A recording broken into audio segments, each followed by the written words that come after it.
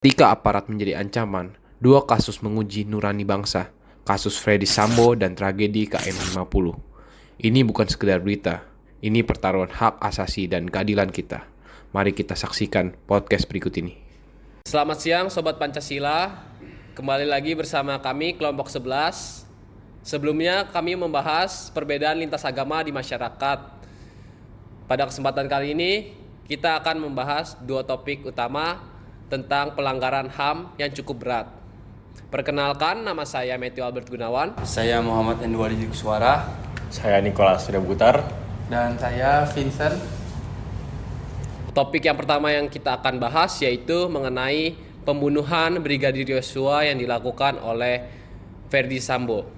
Ferdy Sambo adalah mantan Kadif Propam yang masih aktif pada saat itu yang terlibat skandal pembunuhan berencana terhadap Brigadir Yosua. Ada 4 poin penting yang akan kami bahas di dalam kasus ini. Yang pertama ada rekayasa awal. Yang kedua ada fakta pembunuhan berencana. Yang ketiga ada peran para pelaku. Dan yang keempat ada obstruction of justice. Sebelum masuk pada 4 poin penting ini, saya ingin menanyakan beberapa pertanyaan kepada Vincent. Mengapa Ferdy Sambo memerintahkan Baradae untuk menembak Brigadir Yosua? Kalau dari hasil persidangan, Ferdy Sambo menyatakan bahwa Brigadir J melakukan tindak pelecehan seksual terhadap Putri Cendrawati, yaitu istrinya Ferdy Sambo. Dari hal tersebut menjadi dalang pembunuhan berencana yang disusun oleh Ferdy Sambo. Menurut Niko, apakah pembunuhan berencana yang dilakukan oleh Ferdy Sambo terhadap Brigadir Yosua itu murni hanya karena pelecehan seksual atau ada hal yang lain yang besar? Kalau menurut saya pasti kasus ini bukan hanya sekedar pelecehan seksual biasa. Pasti ada kasus lain yang lebih besar di belakang kasus pelecehan ini.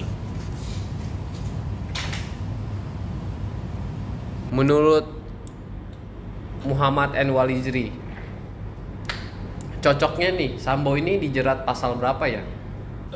Kalau mengenai pasal, tentunya banyak pasal yang dijerat untuk hukum Ferdy Sambo ya. Pertama tuh pasal 340 KUHP, yaitu dia akan pembunuhan berencana. Jadi dia cocok dimasukin pasal 340 KUHP. Barang siapa dengan sengaja dan dengan rencana terlebih lain dihukum karena pembunuhan berencana dengan pidana mati atau penjara seumur hidup. Dan yang kedua ada pasal 338 KUHP pembunuhan biasa. Barang siapa dengan sengaja merampas nyawa orang lain dihukum karena pembunuhan dengan pidana penjara paling lama 15 tahun. Dan yang terakhir pasal 56 KUHP membantu melakukan kejahatan. Mereka yang memberi bantuan pada waktu kejahatan dilakukan atau memberi kesempatan, sarana atau keterangan untuk melakukan kejahatan dipidana sebagai pembantu kejahatan. Mungkin pasal-pasal selanjutnya bisa kita lanjutkan setelah pembahasan kita mengalir. Menurut Vincent, apakah penghilangan barang bukti atau yang biasa disebut dengan obstruction of justice ini yang dilakukan oleh Ferdy Sambo ini salah? Ya, kalau menurut saya salah sih. Soalnya mereka kayak menyusun skenario agar pembunuhan ini dianggap tidak seperti pembunuhan berencana. Mereka ingin pembunuhan ini seperti saling menembak gitu. Walaupun kenyataannya di sini nih pembunuhan berencana, hanya satu korban yang ditembak, bukan saling menembak. Pertanyaan untuk Niko, penerapan Pancasila dalam kasus ini tuh bagaimana? Tentunya seperti yang ada di layar, seperti sila pertama yaitu Tuhan Yang Maha Esa, yang dimana kasus ini menunjukkan pengebaian total terhadap nilai moralitas dan etika yang menjadi inti sila pertama. Dan yang seperti sila kedua yaitu kemanusiaan yang adil dan beradab. Ini adalah sila yang dilanggar, yang berarti tidak manusiawi.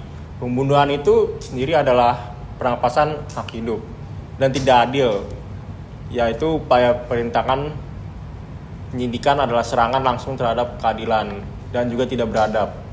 Penggunaan kekuasaan untuk mengintimidasi dan memaksa bawahan melakukan kejahatan adalah cerminan perilaku yang buruk. Dan ketiga ada Persatuan Indonesia. Kasus ini sempat meruntuhkan kepercayaan publik terhadap Polri, salah satu institusi pilar negara. Krisis kepercayaan ini berpotensi mengganggu keharmonisan dan persatuan bangsa. Sila keempat, yaitu kerakyatan atau demokrasi supremasi hukum. Ferdy Sambo bertindak seolah-olah dirinya kebal hukum, menetapkan perintah pribadi di atas hukum negara. Ini adalah pengkhianatan terhadap prinsip negara hukum yang menjadi fondasi demokrasi kita. Dan sila yang terakhir yaitu sila kelima, keadilan sosial bagi seluruh rakyat Indonesia. Kasus ini menjadi ujian bagi prinsip kesetaraan di hadapan hukum. Meskipun vonis awal disambut baik atau biasa disebut diskon hukuman, besar-besar ini di tingkat kasasi oleh Mahkamah Agung telah mencederai rasa keadilan masyarakat dan menimbulkan pertanyaan apakah keadilan benar berlaku sama untuk kita semua. Menurut Vincent, Ferdy Sambo ini hukuman yang paling cocok itu hukuman apa? Apakah hukuman seumur hidup? Apakah hukuman mati atau hukuman 10 tahun penjara? Kalau berdasarkan hukum yang ada di Indonesia kan kalau pembunuhan berencana dijerat hukuman seumur hidup atau di penjara seumur hidup. Jadi sepertinya hukuman itu udah sangat cocok sih untuk pelaku pembunuhan berencana. Kesimpulan dari kasus ini yaitu Ferdy Sambo ini bukan hanya melakukan pelanggaran hukum pidana tetapi juga pengkhianatan terhadap hak asasi manusia dalam setiap sila dalam Pancasila yang sudah dijelaskan oleh Nicholas. Pesan akhir dari kami yaitu kasus ini menjadi peringatan pahit bagi kami semua tentang pentingnya pengawasan yang ketat terhadap kekuasaan dan perlunya reformasi institusi berkelanjutan. Sebagai bangsa yang berlandaskan Pancasila, memastikan keadilan dan kemanusiaan tegak tanpa pandang bulu adalah tanggung jawab kita bersama untuk mencegah tragedi serupa yang terulang kembali. Kami sudah selesai membahas mengenai kasus Ferdy Sambo. Topik kedua sekaligus penutup pada topik kali ini, kami ingin membahas mengenai penembakan 6 laskar FPI yang terjadi di KM 50 Cikampek. Saya ingin menanyakan kronologi awal terjadinya penembakan tersebut, bagaimana Vincent? Tragedi ini terjadi pada 7 Desember 2020. Polisi membuntuti rombongan laskar FPI yang mengawal Habib Rizik di tol Cikampek. Kejadian ini terjadi di KM 50 yang terjadi bentrokan yang menewaskan 2 anggota laskar dan 4 lainnya ditangkap hidup-hidup tapi kemudian juga tewas. Komnas HAM menyatakan 4 orang itu ditembak saat sudah dalam penguasaan kepolisian yang diduga sebagai unlawful killing. Menurut keterangan saksi, apakah benar kronologi awal yang telah diceritakan oleh Vincent terjadi begitu? Saya sebagai pengendara mobil yang tepatnya berada di tol itu, kejadian itu saya melihat itu benar. Ada terjadinya penembakan atau baku hantam terhadap dari polisi maupun ormas atau FPI. Dengan pertikaian itu menghasilkan korban meninggal dunia dari pihak FPI-nya tersebut, dan itu benar. Kita mendengar dari sisi saksi dan juga dari sisi narasumber. Kita mau mendengar langsung dari sisi kronologinya polisi. Menurut Niko, kronologi awal dari polisi ini bagaimana? Awal pihak polisi melanjutkan penyelidikan kepada Habib Rizik karena pihak Habib Rizik dan laskar SPI ini sering melakukan gaduh di sekitar sering melakukan gaduh Dan pencemaran nama baik pemerintah. ya dan suka mencemarkan nama baik pihak pemerintah. Sehingga hal ini polisi langsung menyelidiki lebih lanjut kasus terhadap Habib Rizik ini. Apa alasan polisi melakukan pembuntutan terhadap rombongan MRS pada malam hari itu? Kenapa yang tadi saya bilang, kenapa tidak langsung melakukan panggilan resmi atau penjemputan sesuai prosedur hukum? Karena mereka mendapat sebuah informasi dari pihak intelijen bahwa Laskar FPI akan menghalangi proses penyelidikan terhadap Habib Rizik yang saat itu dipanggil terkait pelanggaran protokol kesehatan. Polisi mengklaim pembentukan dilakukan untuk mengamankan proses hukum dan mengantisipasi proses gangguan, bukan untuk menangkap secara langsung. Apa saja arahan yang diberikan kepada tim yang saat itu sedang bertugas? Apakah mereka diperintahkan untuk menangkap atau hanya untuk membuntuti saja?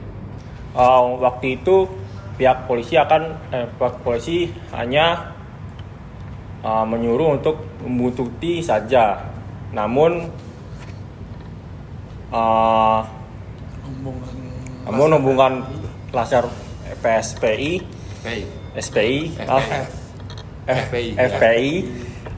merasa waspada dan otomatis langsung terjadi percekcokan antara kedua pihak tersebut. Dan menghasilkan baku tembak. Dan menghasilkan baku tembak di antara mereka. Dan menghasilkan korban jiwa. Saya ingin menanyakan juga pada saat kejadian di dalam mobil, mengapa 4 anggota Laskar FPI itu dianggap berbahaya, tidak diborgol saat dimasukkan ke dalam mobil? Siapa yang memutuskan hal itu dan mengapa?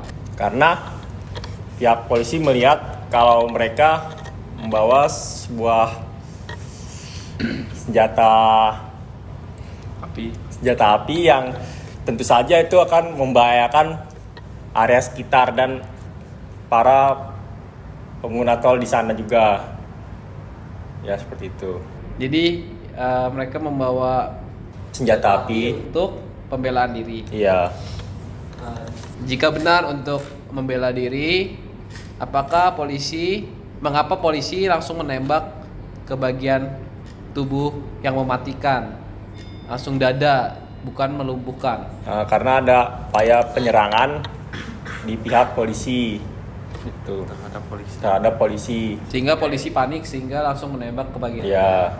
Cukup sekian dari kami. Mohon maaf jika ada salah kata ataupun hal-hal yang tidak diinginkan. Kami dari kelompok 11 ingin mengucapkan bahwa pelanggaran HAM itu sering sekali terjadi di institusi tinggi.